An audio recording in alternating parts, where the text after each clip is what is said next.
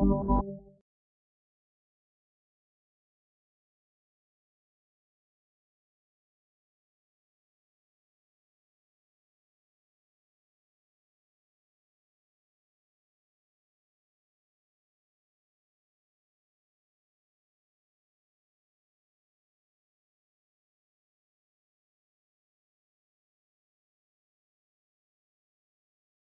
sesión de hoy con una mesa redonda en la que contamos con María Jesús García San Martín, que bueno, no necesita presentación porque ya estuvo ahí con nosotros, a José Antonio González y Carlos González Morcillo en la mesa redonda que hemos titulado Evaluación de competencias digitales, resultado de aprendizaje del marco DICCOM. Así que, pues nada, vamos a dar paso ya a la primera ponencia a cargo de María Jesús, que como he dicho antes, bueno, ya no necesita presentación, pues puesto que ayer ya estuvo con todos nosotros. Así que nada, María Jesús, bienvenida de nuevo y cuando quieras, el micro es tuyo. ¿Ahora me estáis escuchando bien? Ahora sí, disculpa. Sí. Ahora sí, nada. Solamente os había dicho buenos días y que esperaba que hubieseis descansado, ¿no? Después de toda la actividad de ayer. Yo, pues como comentaba ahora Ismael al comienzo, simplemente os vengo a dar un poco continuación de la mesa redonda que tuvimos ayer en cuanto a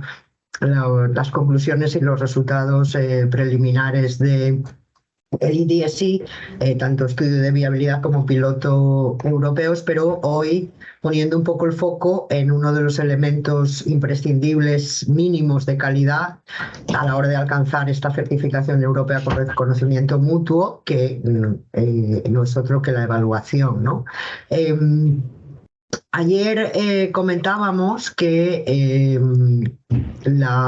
sello de calidad, el IDSI, esta certificación europea de competencias digitales, parte de que si finalmente se crea, tendrá un doble propósito: convertirse en un sello de calidad para entidades emisoras de certificados de competencias digitales, por una parte, y por otra parte que las credenciales de nivel competencial que obtengan aquellas personas que superen una evaluación, y ahora hablaremos de qué evaluación y cómo plantea el IDSI, cumplan con una serie de requisitos comunes, de manera que cualquiera que las presente a la hora de solicitar un trabajo o de hacer unos estudios en cualquier Estado miembro de la Unión tenga las mismas garantías y que tanto empleadores como instituciones educativas sepan reconocer exactamente qué implica esa credencial de nivel. También comentábamos ayer que había un tanto de confusión, ¿no? A la hora de hablar de certificar, acreditar, evaluar qué era cada cosa, ¿no? O cómo entendíamos cada cosa. Pero si la evaluación es un elemento mínimo, común, imprescindible del IDSI, pues es necesario en primer lugar diferenciar entre todos estos términos, y por eso tenéis ahí en pantalla estos cuatro, ¿no?, elementos de la nomenclatura. Habrá que diferenciar entre informar, evaluar y calificar, certificar y acreditar, ¿no? Y estos verbos de acción han sido bastante debatidos, tanto en el estudio como en el piloto europeo. Entonces, veamos un poco en materia de formación en el IDSI, en qué punto estamos, ¿no? En el IDSI se ha hablado mucho de recursos formativos, la necesidad, obviamente, de ofrecer formación a aquellos ciudadanos que deseen certificarse en competencias digitales. Ya existen muchos ejemplos en este sentido, hay muchas empresas emitiendo certificaciones de productos tecnológicos, hay esquemas de certificación digital ya existentes, como vimos ayer, y también en otros ámbitos como las lenguas extranjeras, que ofrecen recursos formativos en sus espacios web, y esto podría ser un modelo a seguir. Sin embargo, tanto en el estudio de viabilidad como en el piloto IDSI europeo se ha subrayado bastante la importancia de que estas ofertas mantengan una distinción clara entre los recursos formativos y la certificación. Es decir, que aquellas que formen no certifiquen, y al revés, para evitar conflictos de interés. Pero finalmente se ha quedado como una recomendación, que sería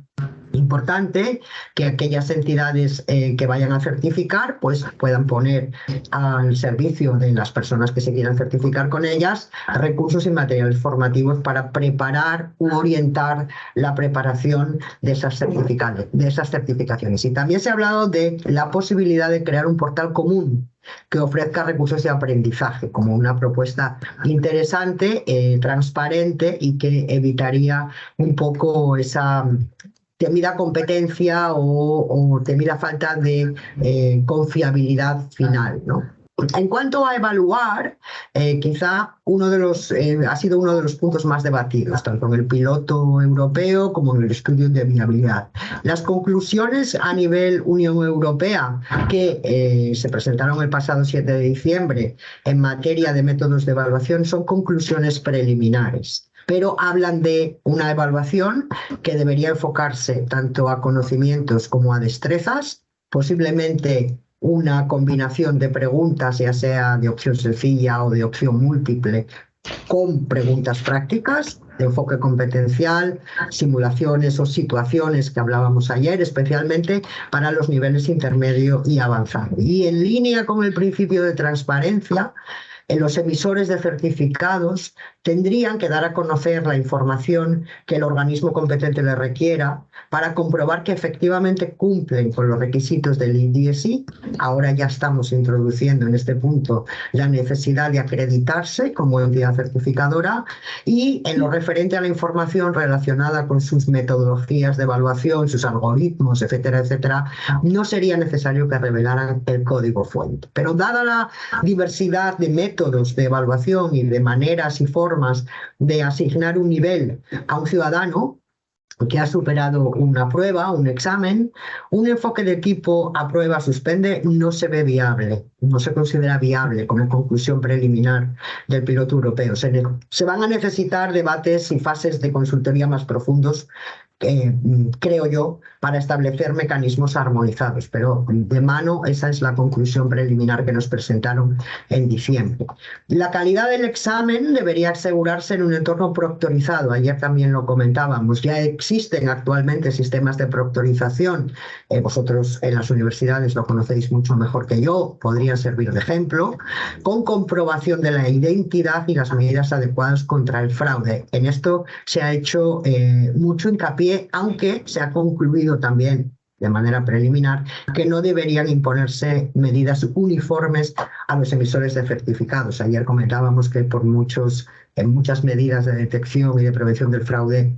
sigue habiéndolo, incluso con estos sistemas tan modernos y competentes de proctorización que hoy existen, ¿no? Y en lo referente al conjunto común de Learning Outcomes, aún por definir en fase de nacimiento, ¿no?, desde esta semana, ya que se acaba de arrancar, como comentábamos ayer, sí que se prevé que haya una flexibilidad en este sentido. Será un requisito que la evaluación se base en resultados de aprendizaje, pero se prevé una flexibilidad, por ejemplo, especificando un core de Learning Outcomes comunes y después pues una serie de resultados de aprendizaje a elegir, diríamos, ¿no?, a la carta, un poco opcionales, o también especificando un porcentaje, pues que haya un 80% de Learning Outcomes y un 20% teórico, aún está por ver. Lo único que sí ha quedado claro en las conclusiones preliminares, como os comento, es que la evaluación IDSI ha de estar basada en resultados de aprendizaje. Y en cuanto a certificar, es la tercera columna que tenéis ahí en pantalla, en cuanto al formato y la autenticidad, se ha concluido que tiene que ser un formato digital. Los certificados que se emitan, certificados IDSI que emitan los proveedores de los mismos, tienen que tener un formato digital con la especificación de unos estándares o de unos metadatos comunes y acordados. También en estas conclusiones preliminares se puso ya sobre la mesa a principios de diciembre el uso de la infraestructura europea de credenciales digitales. que podría ser utilizada independientemente por sí misma o en combinación con el uso de códigos QR, por ejemplo, o enlaces de validación que podrían redirigir a una página de verificación de la autenticidad del certificado, o también la implementación de códigos de verificación seguros que todos conocemos, o incluso soluciones basadas en blockchain. Y en el caso de usarse ECFI, que también se ha barajado y también se ha compartido en esas conclusiones preliminares, los códigos QR deberían dirigir a los ciudadanos a la versión de la credencial digital y el certificado en papel para verificar su autenticidad. Y así llegamos a la última gran pata, que es la de acreditarse como entidad que emita certificados digitales o certificados de competencias digitales y DSI. Y estas entidades habrán de obtener el sello de calidad, porque finalmente el IDSI será un sello de calidad europeo. Aún falta por definir los requisitos de acreditación y el sistema de acreditación para las empresas certificadoras, para las empresas que quieran emitir certificados avalados por el IDSI. También falta por definir los requisitos de seguridad para esa prevención y detección del fraude, pero el modelo de gobernanza del IDSI que se está barajando por parte de la Comisión ya apunta a un órgano de dirección que funcionaría con un enfoque participativo, una especie de gobernanza colegiada, y que sería el que, entre otras cosas, se encargase, ¿no?, de este tema. Por otro lado, se han analizado dos modelos para la acreditación de entidades certificadoras del IDSI. O bien ir a un modelo similar al del sello, al Ecolabel europeo, que es un esquema voluntario que promueve la excelencia medioambiental de bienes y servicios, que está basado en procesos estandarizados y evidencia científica, que cubre un amplio abanico de productos de uso a nivel diario, tanto doméstico como laboral, en materia de medio ambiente, y productos también para profesionales. O bien ir a un modelo similar al de las lenguas, que también comentábamos ayer, ¿no?, que ya es un instrumento con un amplio reconocimiento, también desarrollado por el Consejo de Europa, y que el objetivo que tiene, pues, es promover la calidad en la educación plurilingüe, facilitando, pues, bueno, un poco también lo que busca facilitar el certificado de competencias digitales, ¿no? Promover la calidad de la educación, promover la movilidad social, fomentar la reflexión, el intercambio de puntos de vista, ¿no? Este marco europeo de referencia para las lenguas es, en cuanto a que es flexible, a que orienta el debate, pues es bastante similar al DICOMP, al de competencias digitales, en el que, bueno, se trata de proporcionar un metalenguaje, ¿no?, sobre el nivel de desempeño en materia de idiomas.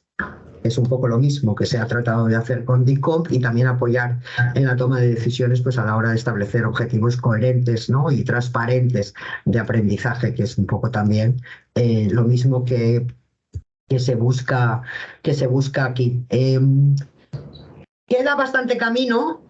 por recorrer, queda todavía mucho camino por recorrer en materia de evaluación y de certificación y acreditación de competencias digitales, pero sí que en el caso de la evaluación nos han presentado ya una lista preliminar de requisitos y recomendaciones. Y esta lista está enfocada a entidades que quieran convertirse en emisoras de certificados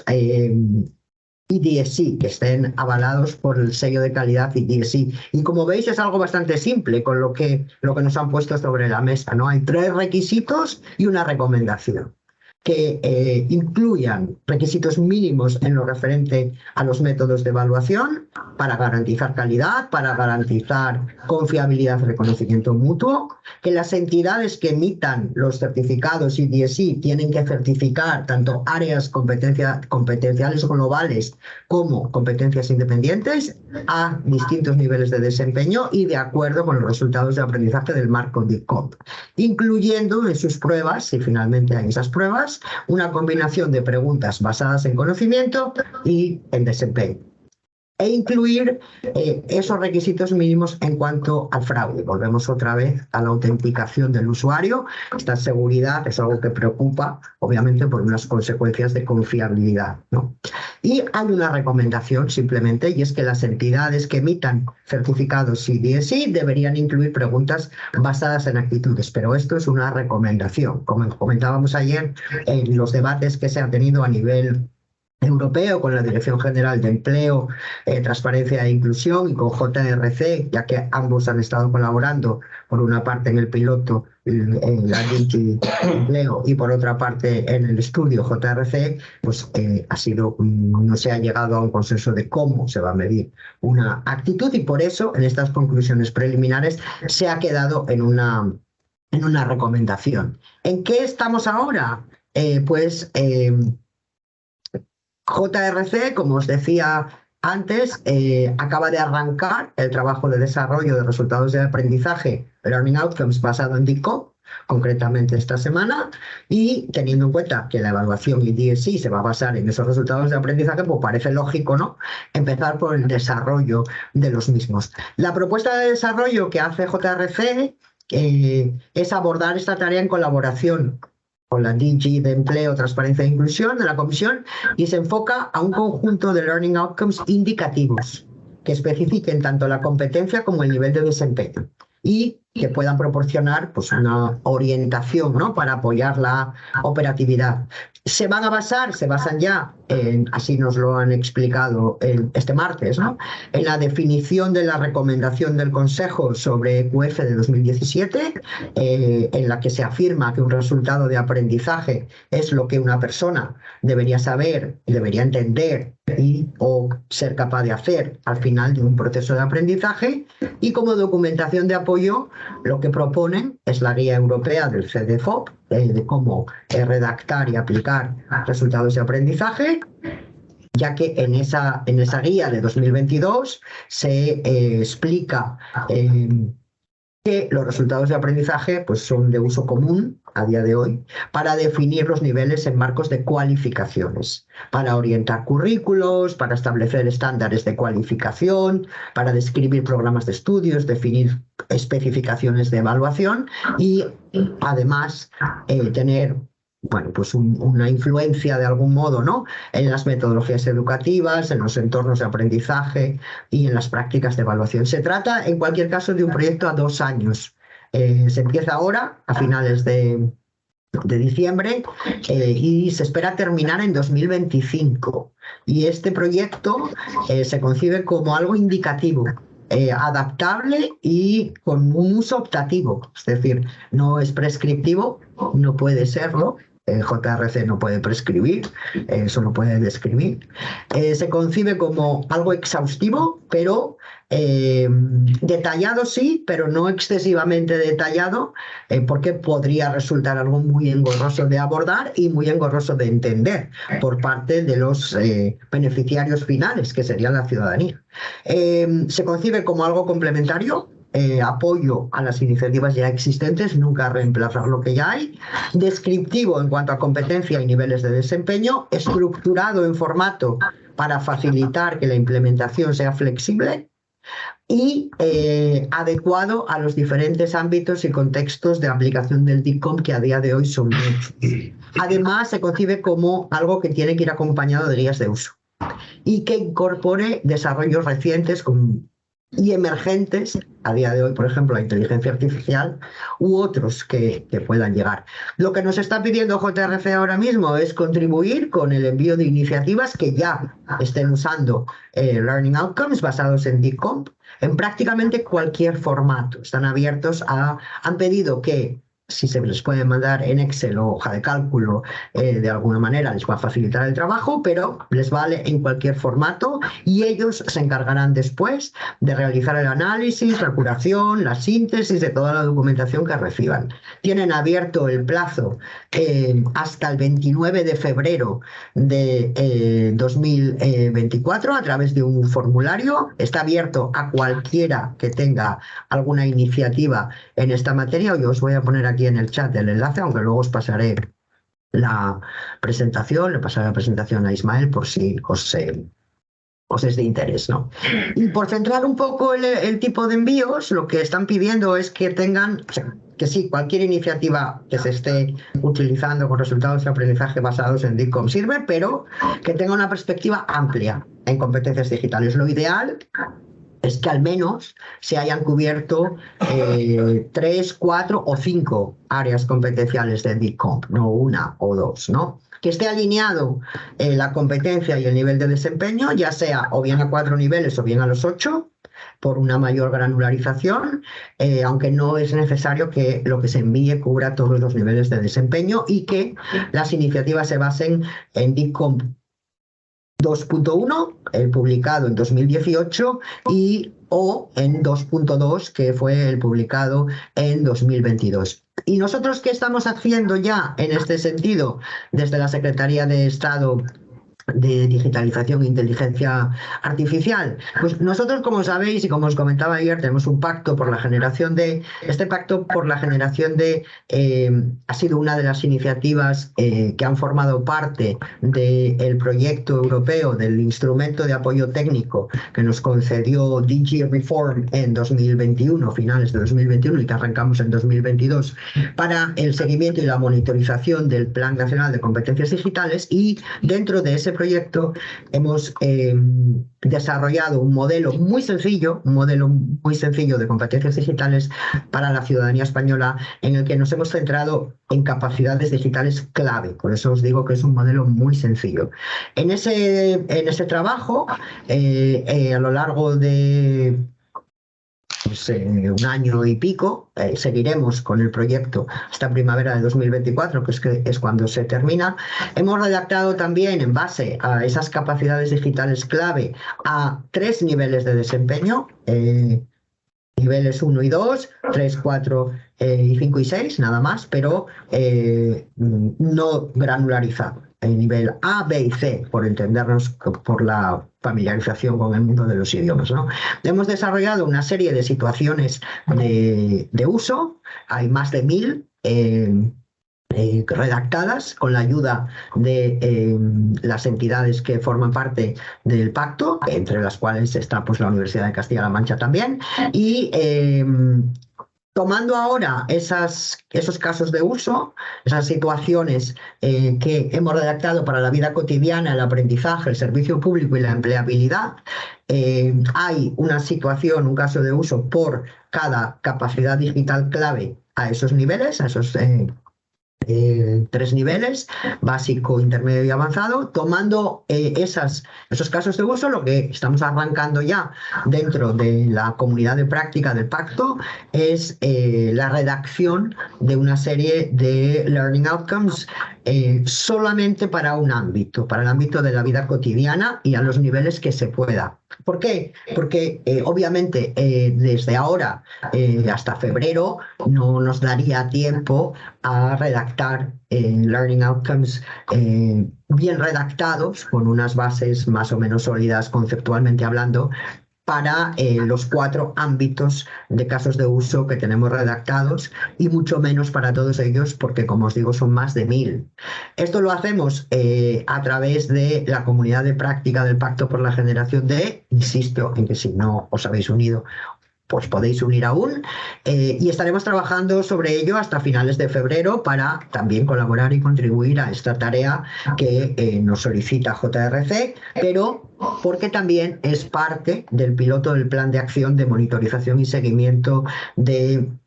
el Plan Nacional de Competencias Digitales al que pertenece el pacto. Por tanto, nos vamos a ceñir a la vida cotidiana porque también es el ámbito que vemos más alineado con la certificación de competencias digitales de la ciudadanía, y el ámbito que vemos más alineado con poder reducir brechas digitales, sobre todo en personas que no tienen ni tan siquiera nivel 1. Con este mismo objetivo y dentro también de este proyecto europeo que os comento, de este instrumento técnico de apoyo que nos concedió DigiReform, hemos creado un cuestionario de autodiagnóstico que está publicado en el portal del Pacto por la Generación D. El modelo también está publicado ahí, que no es un cuestionario de autoevaluación. Es algo totalmente intencional, no busca medir nada, simplemente busca ayudar a la ciudadanía a conocer en un momento dado en qué punto en materia de competencias digitales se encuentra. Y se le proporciona un informe personalizado de resultados con una serie de enlaces de experiencias de aprendizaje para la mejora. No busca nada más. Ese fue el principio. Basándonos en este modelo Express, que como os digo, no se centra nada más que en capacidades digitales clave. A partir de ahí hemos redactado estos ejemplos de situaciones asociadas a las capacidades digitales clave para todas las competencias y todas las áreas a 3 niveles, y ahora esperamos que lo podamos enriquecer con la redacción de resultados de aprendizaje, al menos en el ámbito de la vida cotidiana, con la ayuda de la comunidad de práctica del Pacto por la Generación D, que ya hemos arrancado, y busca simplemente hacerle un poco la vida más fácil a la ciudadanía. Y en otro orden de cosas, ya para terminar, como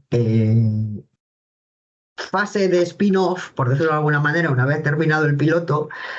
nosotros tenemos que seguir también avanzando en pensar, en el caso de que haya un sello de calidad IDSI o una certificación europea, qué escenarios deberíamos contemplar a la hora de desplegarlo en España para certificar competencias de la ciudadanía española, ¿no? Entonces, como os comentaba ayer, un poco de pasada, barajamos 3 escenarios porque esas fueron las conclusiones de nuestro piloto aquí. O bien la creación de una norma UNE, de la que ya hablaba ayer Juan Manuel Dorado, que colaboró en la redacción del estudio de viabilidad para crear una norma de certificación de competencias digitales de personas con UNE a petición de la Secretaría de Estado, o bien adherirnos a un ecosistema ya existente, que pudiera ser alguno o varios de los 6 que ya existen en España, o bien irnos a otros internacionales como el de PICS, que también salió ayer en la mesa redonda, el francés PICS, o bien crear un sistema propio de cero, de evaluación y certificación de competencias digitales de cero. Cada uno de los escenarios presenta ventajas, presenta desafíos, presenta inconvenientes que creemos que tienen que ser evaluados con más detalle y ver así entre todos la ruta más adecuada. Por eso también estamos trabajando dentro de la comunidad de práctica del Pacto por la Generación D con varias entidades que se han unido de manera voluntaria y altruista para trabajar en la definición conceptual de una posible hoja de ruta para un posible despliegue del IDSI en España. Obviamente no hay nada decidido, esto no es una decisión baladí, todo tiene ventajas y desventajas. Ayer comentaba Juan Manuel cuáles serían los tiempos a la hora de crear una norma. Hay que esperar a ver también en qué queda, ¿no? Cómo desemboca el estudio de viabilidad y a partir de ahí qué decisiones toma la comisión, para ir siempre alineados y de la mano con lo que se está haciendo, aunque obviamente habrá que contextualizar para el ámbito nacional y ver pues un poco en la balanza, ¿no? Ver qué nos viene mejor o qué sería más sostenible en tiempo, en dinero, en financiación, y qué fuentes también de financiación se pueden buscar y cómo no solaparnos con nadie, sino buscar sinergias y complementarlos unos a otros con lo que ya hay, que hay muchas cosas en España hechas y muy buenas, y hay que ver pues todas las ventajas y todas las desventajas de todo ello. Y en esto estamos, no me quiero extender más porque hay otros 2 ponentes detrás de mí. En materia de evaluación se ha discutido también lo comentábamos ayer, modelos alternativos,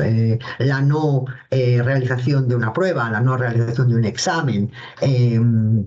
sino otorgar niveles de desempeño en base a la demostración y la evidencia por parte de la ciudadanía de una serie de resultados de aprendizaje obtenidos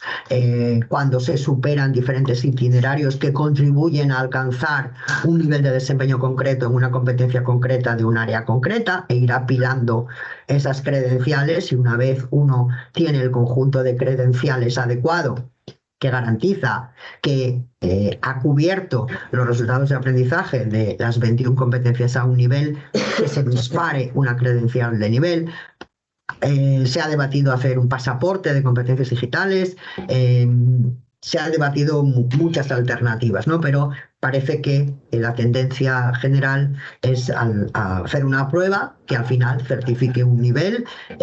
cuando el ciudadano considere que está listo. Iremos viendo en los próximos meses, en los próximos años, tal vez, en qué desemboca todo esto. Mientras tanto, yo os dejo, igual que os dejaba ayer, mi contacto por si lo necesitáis, la URL del portal Generación D. Os animo de nuevo, si no os habéis unido aún como entidad al Pacto por la Generación D, a hacerlo, y que así os podáis también sumar a la comunidad de práctica en la que seguimos trabajando para la evaluación, para la mejora. Muchas gracias a todos por vuestra atención.